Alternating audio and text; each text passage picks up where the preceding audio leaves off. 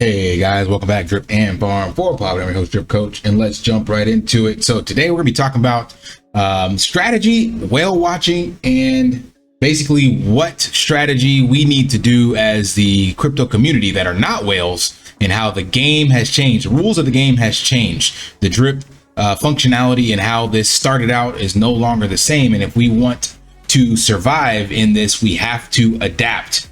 And shout out to John Chambers. Deal with the world the way it is, not the way you wish it was. Man, facts. And I think that's where we can start this journey. So I've been thinking about this video for a while on how to address it, but shout out to my fellow content creators because they were talking about something similar, and it just opened the door for me to go ahead and dive into it. So check out Mystify's recent video on drip drop draw. May be great, but for who? And also Moonshot Max talked about Drip Network is a meme token now, and basically he's talking about strategy as well in here. And then Crypto Star Daily, also drip drop draw thought experiment. So before we go into this, I'm going to explain what this is about. So this is about crypto whales. And if you're not familiar with a crypto whale, it's an investor that holds a market moving amount of a currency or NFT collection, also often referred to as a whale. In Bitcoin, they were considered to have 1,000 Bitcoin, but basically the sheer size of their holdings of crypto whales means they can influence price trends intentionally or unintentionally. When whales make big moves, they make waves. That's why they always say swim with the whales. And this one excerpt, if there is high liquidity, the exchange transaction will finalize quickly without causing the price to shift significantly. So this is on actual centralized exchanges as well as decentralized. So as long as there's enough money and liquidity in that asset they're trading, then the price doesn't move too much. That is the one positive right now. So big amounts of drip can be sold, but since drip is so cheap, it does not affect the millions of dollars in liquidity that we have right now. So that's kind of the one bright side. And of course, it's not all doom and gloom. I'm gonna give you the actual bright side of this at the end after I break it all down, but got to kind of sandwich this all together for you guys because there are some things we need to take heed of and how we have to evolve as a community to take advantage of it. So again, from Binance Academy, crypto whales are individuals or entities who hold large amounts of cryptocurrency and can influence markets with their trades. While whale activity can provide useful insights, it can be risky to rely on such activity to make trading decisions. Whale watching to obtain valuable insights and make informed investment decisions. Whales can and do manipulate markets to benefit themselves at the expense of others. They can buy a large number of tokens to drive up prices. They can sell the tokens before others can identify their tactics. So as Thunder states often, crypto is a solo sport, right? And drip is a community, but crypto as a whole, for it to gain massive adoption and be treated as an actual real utility and asset, there is a community and a us against them being the closed opaque boxes of centralized exchanges and I'm sorry, not centralized exchanges, but central banks and stuff like that.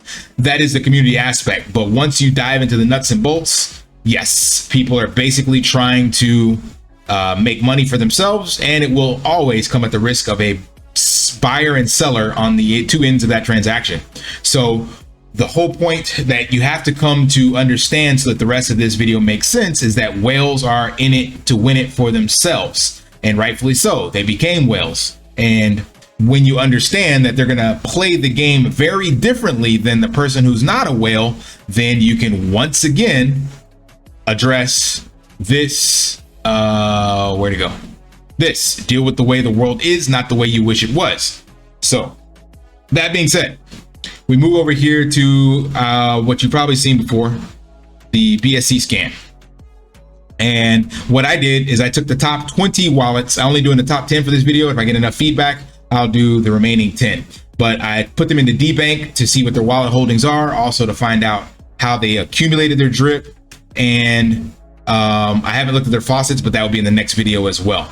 So when we dive into this, we are going to understand how they became whales, what we can learn from them, and what the behavior of these top 10 drip whales can tell us and what game they are playing.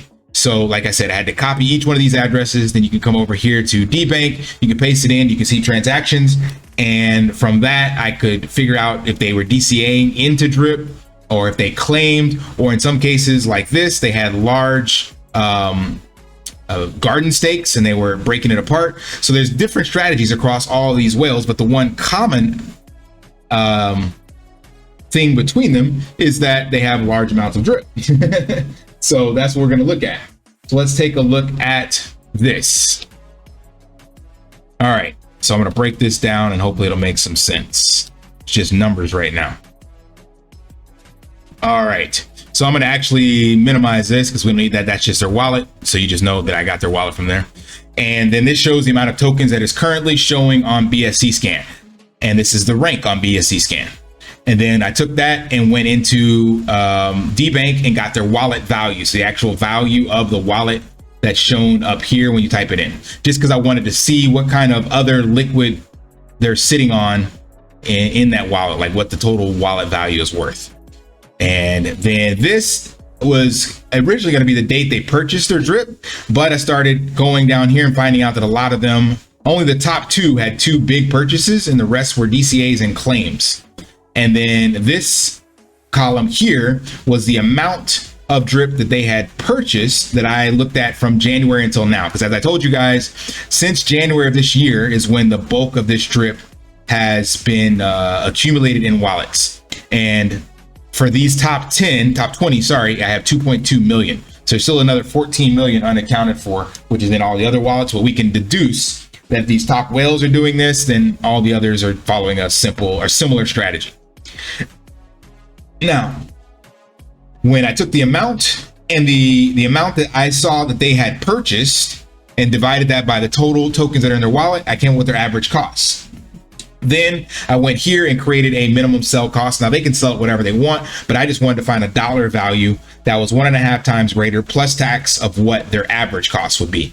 So what this column here is going to tell me is that this is where theoretically a person can dump at any price, right? You never know when they need the money, but this gives me like a kind of a minimum, because we know you need, since they bought it outright, they had a 10% tax, and then there's also going to be a 10% sell.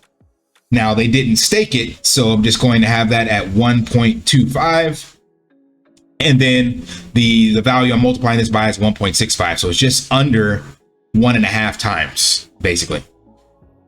Now when I average that out, that's actually saying that of these top 11 whales, actually the average minimum sell price that I'm projecting is 50 cents. So expect to see potentially, okay, this is not guaranteed, these are just numbers, but some pushback, some resistance at this psychological level, ironically. So 50 cents is psychological level, so $1.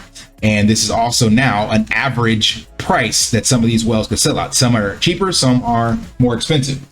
But here's where it gets really interesting. So these top 2 whales purchased and are just kind of holding. Again, I'm going to do in another video, I'm going to check out their wallets and stuff like that and see if they have wallets. Some of them don't, but I didn't do that in this video because it gets super long. But what I want to show here is the actual strategy of how some of these were able to accumulate. So these 2 purchased the bulk.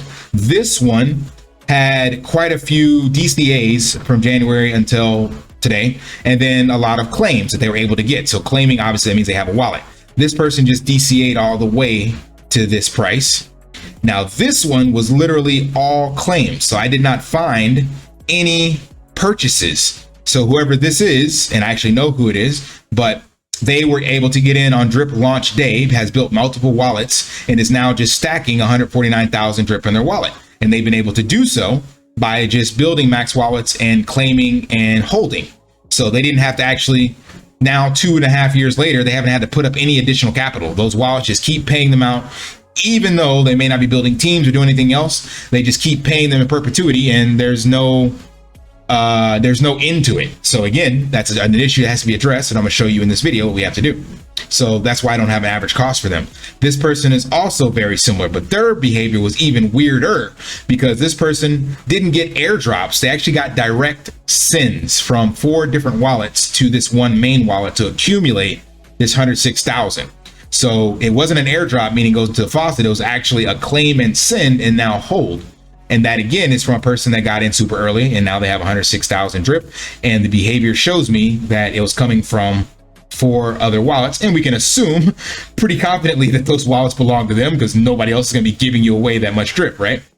Then we come down to the others, and these are DCAs, and that's their price. And then these last two are very interesting as well, because this one accumulated 75,000 drip, has the largest wallet balance, like of actual assets, but the bulk of their drip came from garden LPs. So I haven't looked at their garden, but I could see from the behavior on the blockchain that they were able to break apart two really big transactions to get 75,000 drip. So maybe they will be looking to sacrifice to do something with it, but I would assume still they're going to sell, because look at that price. That's crazy. And then this person had a claim and garden LP break apart strategy plus DCA. So the moral of the story is that whales are playing a different game than us, and they are more than likely not going to sacrifice this into triple D. Why would they? They have prices where they can break even and sell, and that would be more beneficial for them to sell at higher prices. And then as people, let's say the price pumps to, we'll go 50 cents, and then they're selling at 50 cents. Well, that's going to bring the price back down, and they can just go ahead and buy back in again, right? That's the games that whales play. That's why I brought up the definitions before.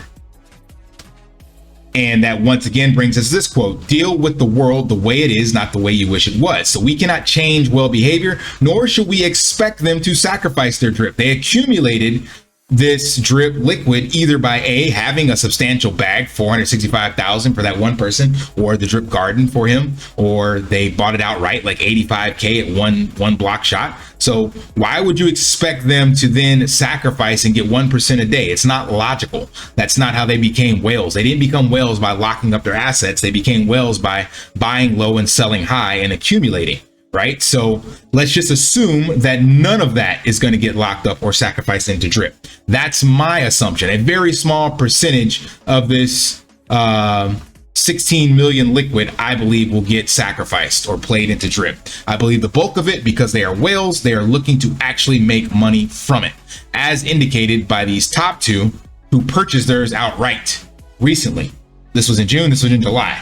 So that's $140,000 into drip, and these two also count as well. So top four DCA'd and claimed.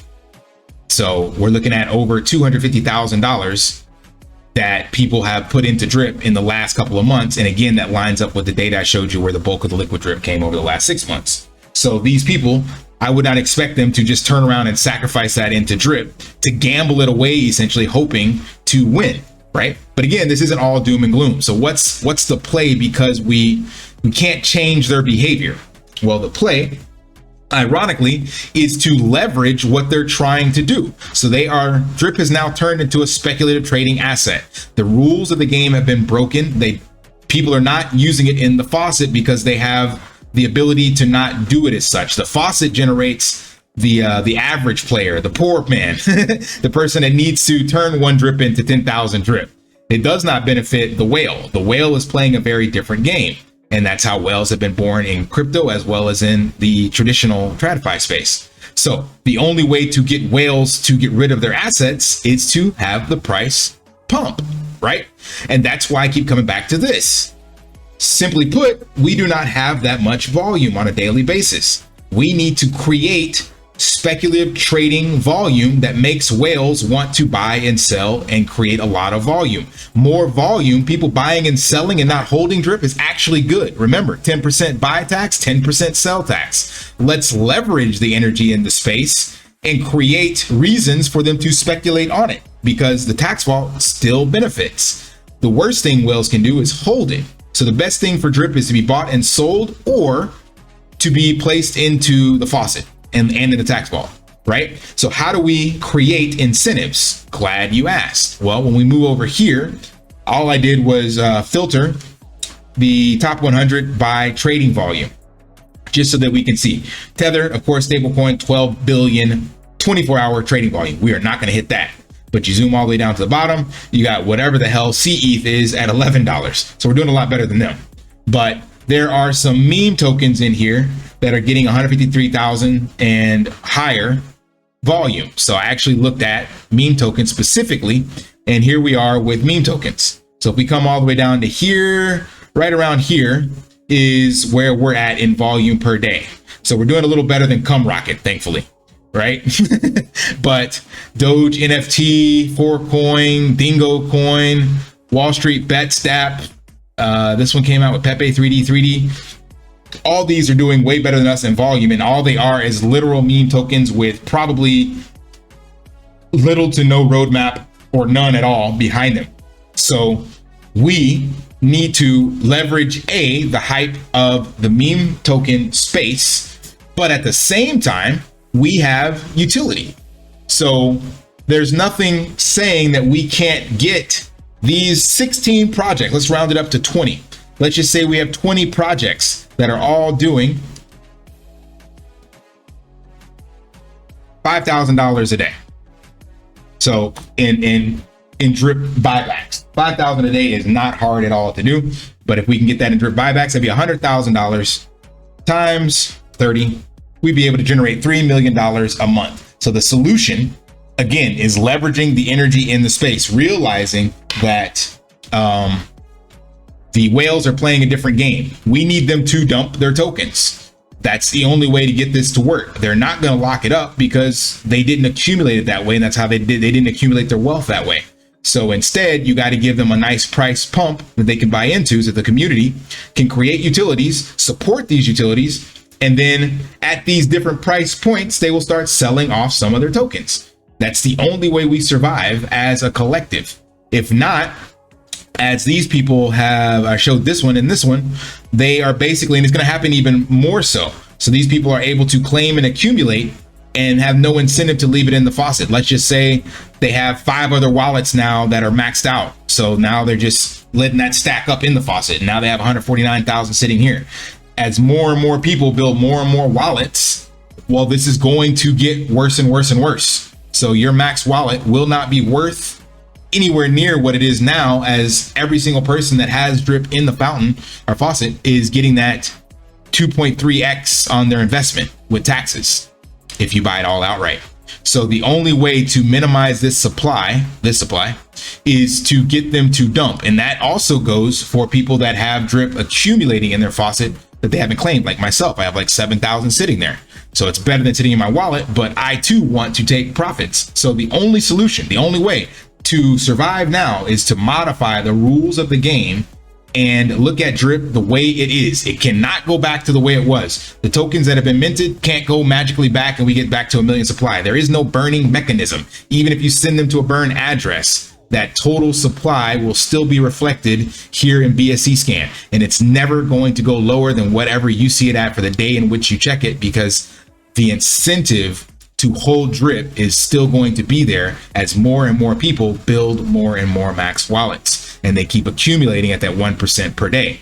So again, a recap: the only way we fix this is to come together as a collective, support one another's projects, build out projects, embrace the meme token hype, embrace NFTs, whatever the space is looking for. As a collective, we have to do that. And as I just showed you, literally $5,000 a day per project could easily create the nice speculative trading foundation to start removing this liquid drip. That's the actual solution to do it. Triple D is just a band-aid for the people that are looking for some hopium back in the space. But if we want to actually put a tourniquet on this bullet wound, or this amputate this leg and get a new bionic one, we have to build projects with utility. We have to create some of this energy and volume that these other tokens have. These communities, whatever they're doing, I don't know any of these off the top of my head, but to be able to generate $1 million a day, that's $30 million a month. If we do that with drip, the sky is the limit. So that is my call to arms and the whale watching strategies, and how we have to adapt with the times and realize, again, deal with the way the world is, not the way you wish it was. And if you like this video, let me know. I'll do a follow-up and figure out the last 9 in here, as well as what their wallet addresses look like according to the drip faucet values. All right, that's all I got. Hope that provides value. If it did, smash that HBO special, help brother out, like, subscribe, comment down below. And until next time, lift daily and achieve your impossible. See ya. Want to pay your in real life bills with crypto?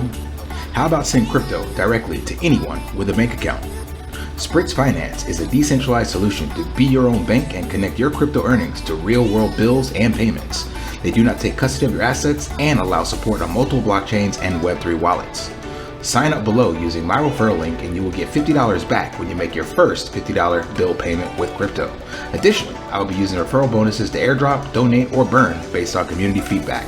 Sign up now.